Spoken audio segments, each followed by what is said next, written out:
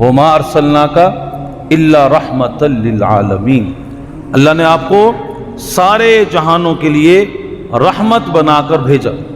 شاعر کہتا ہے درفشانی نے تیری قطروں کو دریا کر دیا، درفشانی نے تیری، یعنی حضور نبی کریم صلی اللہ علیہ وسلم کی جو اعمال ہیں، آپ جو اقوال ہیں، ان کو موتیوں سے تشبیہ دی ہے کہ درفشانی نے تیری قطروں کو دریا کر دیا، دل کو روشن کر دیا، آنکھوں کو بینا کر دیا، خود نہ تھے جو راہ پر اوروں کے ہادی بن گئے، کیا نظر تھی جس نے مردوں کو مسیحا کر دیا۔ حضور نبی کریم صلی اللہ علیہ وسلم کو اللہ تعالیٰ نے رحمت للعالمین بنا کر بھیجا۔ آپ کی رحمت سے ساری مخلوق کو حصہ ملا، جیسے میں نے پچھلے جو میں بھی عرض کیا کہ آپ کی مخلوق، آپ کی رحمت میں سے فرشتوں کو بھی حصہ ملا، آپ کی رحمت میں سے انسانوں کو بھی حصہ ملا، آپ کی رحمت میں سے جنوں کو بھی حصہ ملا، آپ کی رحمت میں سے انسانوں کو بھی حصہ ملا، آپ کی رحمت میں سے نباتات کو بھی حصہ ملا، آپ کی رحمت میں سے جمادات کو بھی حصہ ملا، اپنوں کو بھی حصہ ملا، غیروں کو بھی حصہ ملا۔ حضور نبی کریم صلی اللہ علیہ وسلم جب فتح مکہ کر کے داخل ہو رہے ہیں مکہ مکرمہ میں، تو حضور نبی کریم صلی اللہ علیہ وسلم کے داخل ہونے کا انداز جو تفاسیر، جو تاریخ کی کتابوں میں لکھا ہے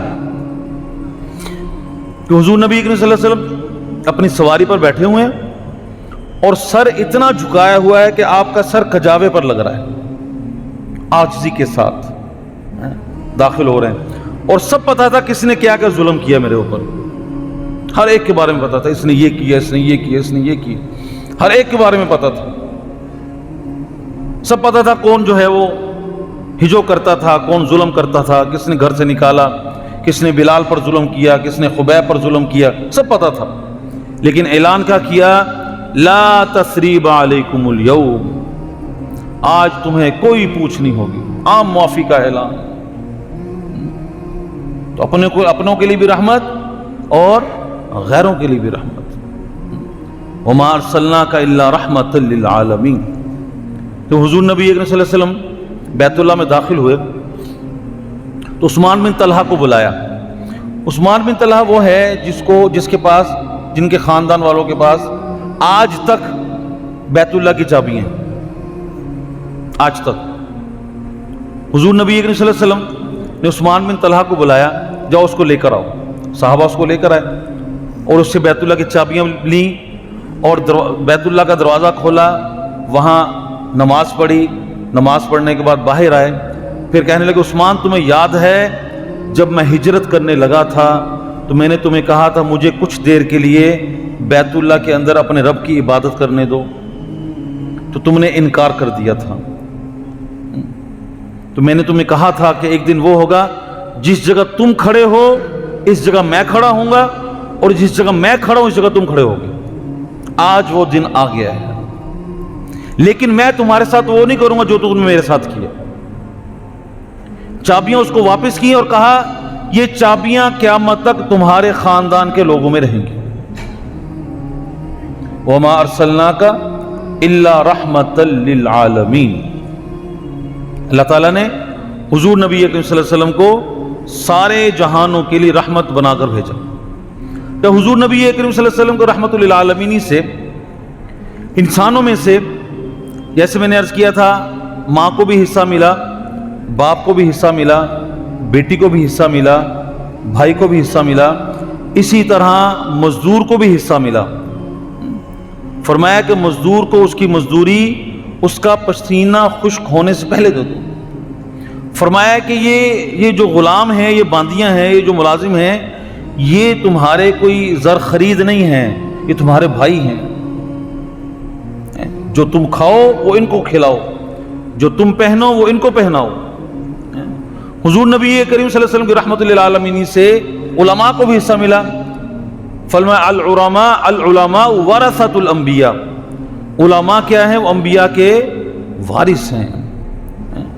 حضور نبی کریم صلی اللہ علیہ وسلم کی رحمت للعالمین سے فرشتوں کو بھی حصہ ملا۔ جبرائیل امین حضور نبی کریم صلی اللہ علیہ وسلم کی خدمت میں حاضر ہوئے۔ آپ نے پوچھا کہ اے جبرائیل، کیا تمہیں بھی میری رحمت میں سے کچھ حصہ ملا؟ عرض کرنے لگے یا رسول اللہ جی ہاں۔ کہتے آپ کی دنیا میں مبعوث ہونے سے پہلے میں بہت زیادہ ڈرا کرتا تھا، کیونکہ میں نے عزازیل کو اپنے سامنے راندہ درگاہ ہوتے دیکھا ہے، شیطان کو، ابلیس کو اپنے سامنے راندہ درگاہ ہوتے دیکھا۔ اس نے زمین و آسمان کے چپے چپے پر اللہ کی عبادت کی تھی۔ میں ڈرتا تھا کہیں مجھے بھی کسی غلطی کی پاداش میں راندہ درگاہ نہ کر دیا جائے، لیکن جب میں آپ پر قرآن لے کر اترا اللہ کے حکم سے، اور قرآن کی یہ آیات اتری، انہ لقول رسول کریم ذی قوت عند ذی العرش مکین، تو تب مجھے جا کر تسلی ہو گئی۔ تو حضور نبی کریم صلی اللہ علیہ وسلم کے رحمت للعالمین سے فرشتوں کو بھی حصہ ملا، اور حضور نبی کریم صلی اللہ علیہ وسلم کی رحمت للعالمین سے جنوں کو بھی حصہ ملا۔ سورہ جن میں جن جب حضور نبی صلی اللہ علیہ وسلم قرآن پڑھ رہے تھے، قرآن کی تلاوت فرما رہے تھے، تو ذکر ہے انا سمعنا قرآنا عجبا یہدی الی الرشد فآمنا بہ۔ جنوں کا ایک گروہ گزرا، جب انہوں نے حضور نبی کریم صلی اللہ علیہ وسلم قرآن پڑھتے ہوئے دیکھا تو آپ کی خدمت میں حاضر ہو گئے، ایمان قبول کر لیا۔ پھر اپنے قبیلے میں گئے، جا کر ان سارے جنوں کو بتایا کہ ہم ایک ایسے نبی سے آئے ہیں جو قرآن پڑھ رہے تھے، ایسی کتاب پڑھ رہے تھے جو عجیب و غریب کتاب ہے، تو ہم ایمان لے آئے، تم بھی ایمان لے آؤ۔ تو حضور نبی کریم صلی اللہ علیہ وسلم کے ارشادات میں یہ ارشاد ملتا ہے کہ تم ہڈی کے ساتھ نجاست صاف نہ کرو، یہ تمہارے بھائی جنوں کی خوراک ہے۔ تو حضور نبی کریم صلی اللہ علیہ وسلم کی رحمت للعالمین سے جنوں کو بھی حصہ ملا۔ تو آپ کو اللہ تعالیٰ نے کیا بنا کر بھیجا؟ رحمت للعالمین بنا کر بھیجا۔ اچھا، حضور نبی کریم صلی اللہ علیہ وسلم سراپا رحمت تھے۔ آپ کے اعمال، آپ کے اقوال، آپ کا چلنا پھرنا، آپ کا اٹھنا بیٹھنا، آپ کا سونا جاگنا، ہر چیز رحمت، ہر چیز رحمت۔ حضور نبی کریم صلی اللہ علیہ وسلم کا جاگنا تو رحمت تھا ہی، آپ کا سونا بھی رحمت۔ ایک سفر سے واپسی پر حضور نبی کریم صلی اللہ علیہ وسلم نے صحابہ سے کہا اس جگہ پڑاؤ ڈال لیتے ہیں، سارے صحابہ کو کہا کہ آپ سو جاؤ، حضرت بلال کی ڈیوٹی لگا دی کہ تم نے ہمیں نماز کے لیے جگانا ہے۔ حضرت بلال جو ہے ایک درخت کے ساتھ ٹیک لگا کر بیٹھ گئے، تو حضرت بلال کی بھی آنکھ لگ گئی۔ اب جب سورج کی کرنوں نے حضور نبی کریم صلی اللہ علیہ وسلم کے چہرہ انور کے بوسے لیے تو حضور نبی کریم صلی اللہ علیہ وسلم سب سے پہلے جاگے اور حضرت بلال کو جگایا۔ پوچھا بلال تمہاری ڈیوٹی لگائی تھی کہ تم نے ہمیں جگانا ہے، تم خود سو گئے؟ عرض کرنے لگے یا رسول اللہ صلی اللہ علیہ وسلم، جس ذات نے آپ کو سلایا اس نے مجھے بھی سلا دیا۔ تو حضور نبی کریم صلی اللہ علیہ وسلم نے پھر قضا نماز پڑھنے کا طریقہ بتلایا۔ تو آپ کا جاگنا تو رحمت تھا ہی، آپ کا سونا بھی رحمت بن گیا۔ آپ کا نہ بھولنا یہ تو رحمت تھا ہی، آپ کا بھولنا بھی رحمت بن گیا۔ ایک مرتبہ حضور نبی کریم صلی اللہ علیہ وسلم نے ظہر یا عصر کی نماز پڑھائی، 2 رکعتیں پڑھا کر گھر چلے گئے۔ صحابہ بڑے پریشان، اقصرت الصلاۃ ام نسیت، کہ حضور نبی کریم صلی اللہ علیہ وسلم نماز بھول گئے ہیں یا کم ہو گئی ہے، سمجھ نہیں آ رہی۔ اب پوچھنے کی ہمت نہیں ہو رہی، تو ایک صحابی ذوالیدین اس وجہ سے کہتے تھے ان کے ہاتھ عام لوگوں کے ہاتھوں سے کچھ زیادہ لمبے تھے، ان کو ذوالیدین کہتے تھے۔ انہوں نے ہمت کی، حضور نبی کریم صلی اللہ علیہ وسلم کا گھر کا دروازہ کھٹکھٹایا، عرض کی یا رسول اللہ صلی اللہ علیہ وسلم اقصرت الصلاۃ ام نسیت، کیا آپ نماز بھول گئے ہیں یا نماز کم ہو گئی ہے؟ حضور نبی کریم صلی اللہ علیہ وسلم نے دونوں میں سے کچھ بھی نہیں ہوا۔ بھائی کیا ہوا؟ یا رسول اللہ دونوں میں سے ایک چیز ہوئی ہے۔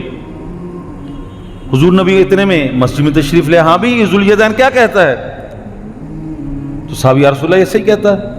تو حضور نبی کریم صلی اللہ علیہ وسلم نے نماز میں اگر بھول ہو جائے تو اس نماز کو کیسے پڑھنا ہے، سجدہ صاحب سے کیسے مکمل کرنا ہے، وہ طریقہ بتلایا۔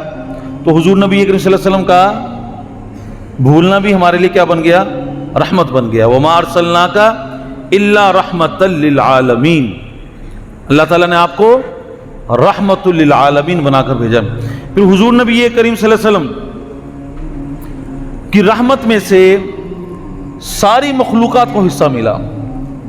آپ کی رحمت میں سے ساری مخلوقات کو، چرند پرند کو بھی حصہ ملا۔ ایک مرتبہ حضور نبی ایک سفر پر تھے. اب سفر پر کھانے پینے کی اشیاء کم ہو گئیں تو صحابہ نے حضور نبی کریم صلی اللہ علیہ وسلم سے عرض کیا. تو حضور نبی کریم صلی اللہ علیہ وسلم کے کانوں کے پاس ایک مکھی بنبنا رہی تھی, شہد کی مکھی.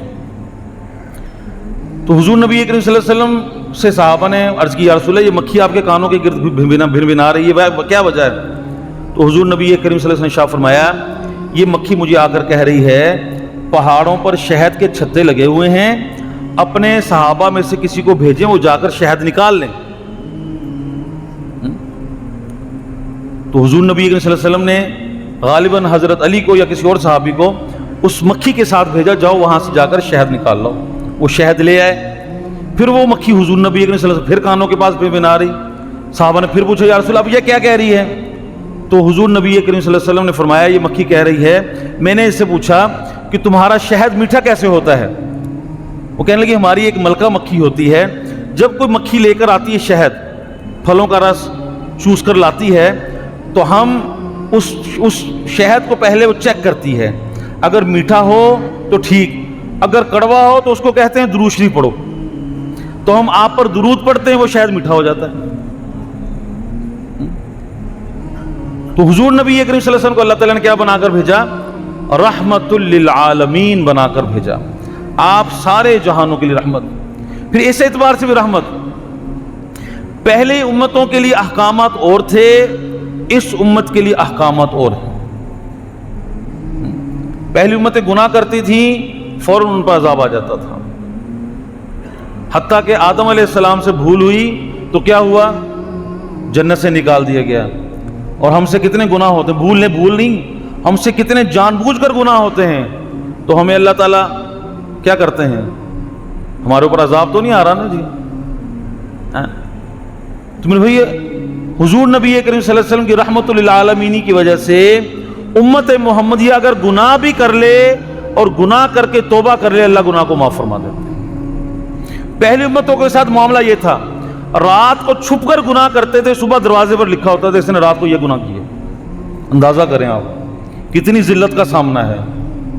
آپ اپنے بارے میں سوچیں, ہم اپنے بارے میں سوچیں, رات کو ہم جتنے گناہ کرتے ہیں, اگر وہ گناہ صبح ہمارے دروازے پر لکھے ہوں اور سارے محلے دار آ کر پڑھ رہے ہوں تو کیا بنے گا ہمارا؟ منہ دکھانے کے قابل نہیں رہیں گے کسی کو. تو آپ کی رحمت للعالمین سے اللہ تعالیٰ نے اپنا قانون بدل دیا. رات کو چھپ کر پتہ نہیں کئی سالوں سے گناہ کرتا چلا آ رہا ہے, کئی سالوں سے, کئی سال گزر گئے راتوں کو گناہ کرتے کرتے. ایک آتش پرست تھا نا, بت پرست تھا, تو وہ یا سنم یا سنم یا سنم کہتا رہتا. ایک دن نشے میں کچھ زیادہ تھا تو یا سنم کی جگہ یا سمد نکل آیا. سمد اللہ کی ذات ہے بے نیاز. تو اللہ تعالیٰ نے کیا فرمایا؟ لبیک یا عبدی, لبیک یا عبدی, لبیک یا عبدی, میرے بندے میں حاضر, میرے بندے میں حاضر, میرے بندے میں حاضر. فرشتے بڑے حیران ہوئے, یا اللہ ساری زندگی تیری نافرمانی کرتا, آج بھول سے منہ سے نکلا یا سمد 3 دفعہ. اللہ نے فرمایا اسی دن کے تو انتظار میں بیٹھا ہوا تھا میں, کب یہ میرا نام لیتا ہے. تو میرے بھائی ہم کتنے گناہ کرتے ہیں, کبھی ہمارے دروازے پر نہیں لکھا ہوتا اس نے رات کو یہ گناہ کیا.